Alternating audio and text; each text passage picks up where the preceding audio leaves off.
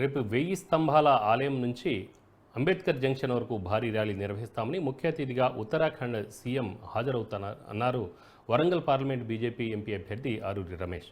ఈరోజు జిల్లా రిటర్నింగ్ అధికారి ప్రావీణ్యకు మొదటి సెట్ నామినేషన్ పత్రాలు దాఖలు చేశారు.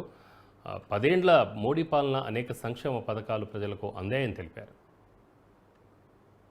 రేపు 1000 స్తంభాల ఆలయం నుండి భారీ ఎత్తున పెద్ద ఎత్తున ర్యాలీతో అంబేద్కర్ జంక్షన్ వరకు వచ్చి అక్కడ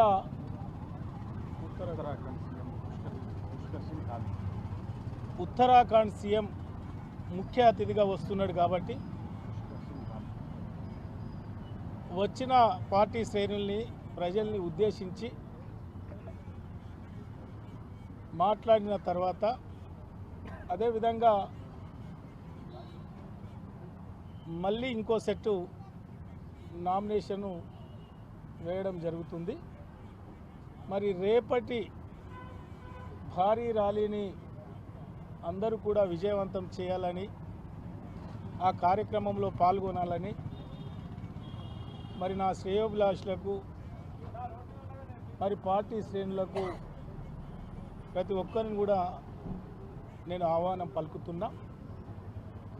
మరి భారతీయ జనతా పార్టీ ఈ దేశంలో గౌరవ మోడీ గారి నేతృత్వంలో భారత ప్రధానమంత్రి గారు గడిచిన 10 సంవత్సరాలుగా చేపట్టిన అభివృద్ధి, పేదవారికి అందించిన సంక్షేమ కార్యక్రమాలు, భారతదేశ బార్డర్ను రక్షించే కార్యక్రమంతో పాటు ఆర్టికల్ 370 త్రిబుల్ తలాక్, అదేవిధంగా మహిళా రిజర్వేషన్, ఇతరత్ర అంశాల పట్ల ఈ భారతదేశ ప్రజలకు మోడీ పైన పూర్తి విశ్వాసం ఉంది.